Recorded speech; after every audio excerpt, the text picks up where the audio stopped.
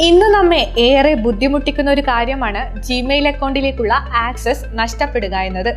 പ്രത്യേകിച്ച് account വീണ്ടെടുക്കാനായി recovery phone നമ്പറോ അതിലേക്ക് ലിങ്ക് ചെയ്തിരിക്കുന്ന ഇമെയിലോ ഇല്ലെങ്കിൽ. ഇത്തരം സാഹചര്യങ്ങളിൽ ഇമെയിൽ ID വീണ്ടെടുക്കുക പലപ്പോഴും ബുദ്ധിമുട്ടാകാറുണ്ട്. ലളിതമായ ഒരു വെബ് ഇന്റർഫേസ് ആണ് ജിമെയിൽ പ്രദാനം ചെയ്യുന്നത്. Voice chat, video chat, text chat മുതലായവ ചെയ്യുന്നതിനും ഇതിൽ സൗകര്യമുണ്ട്. എല്ലാ മെയിലുകളും സെലക്ട് ചെയ്യാനുള്ള സൗകര്യം, വോയിസ് മെയിൽ വായിക്കാനുള്ള സൗകര്യം, ചിത്രങ്ങൾ അടങ്ങിയ പരസ്യങ്ങൾ ഇല്ല തുടങ്ങിയ പല ഗുണങ്ങളും ഗൂഗിൾ മെയിലിനുണ്ട്.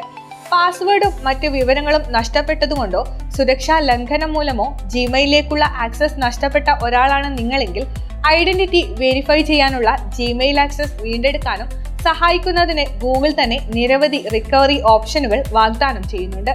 നിങ്ങൾ നിലവിൽ ഉപയോഗിക്കുന്ന സ്മാർട്ട് ഫോണിലോ അക്കൗണ്ട് ആക്സസ് ഉള്ള കമ്പ്യൂട്ടറിലോ ഐഡന്റിറ്റി വെരിഫൈ ചെയ്യാനാകും. ജിമെയിൽ അക്കൗണ്ട് വീണ്ടെടുക്കാനുള്ള ഏറ്റവും ലളിതമായ മാർഗമാണിത്. അതുപോലെ തന്നെ റീസെന്റ് അക്കൗണ്ട് ആക്ടിവിറ്റിയിലൂടെയും ജിമെയിൽ വീണ്ടെടുക്കാം.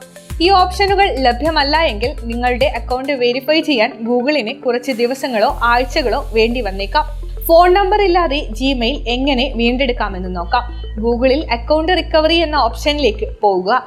ഇമെയിൽ നൽകി നെക്സ്റ്റ് ക്ലിക്ക് ചെയ്യുക. ഫോൺ നമ്പറോ ഇമെയിലോ ആവശ്യപ്പെടുകയാണെങ്കിൽ ആൾട്ടർനേറ്റീവ് റിക്കവറി ഓപ്ഷൻ വരുന്നതുവരെ ട്രൈ അനദർ വേ സെലക്ട് ചെയ്യുക.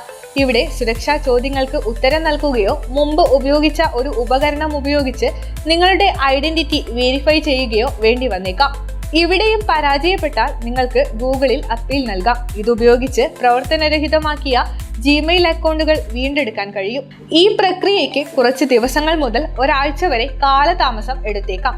ഇതിനായി അക്കൗണ്ട് നിങ്ങളുടേതാണെന്ന് സ്ഥിരീകരിക്കുന്ന ചില തെളിവുകൾ സമർപ്പിക്കാൻ ഗൂഗിൾ ആവശ്യപ്പെടും.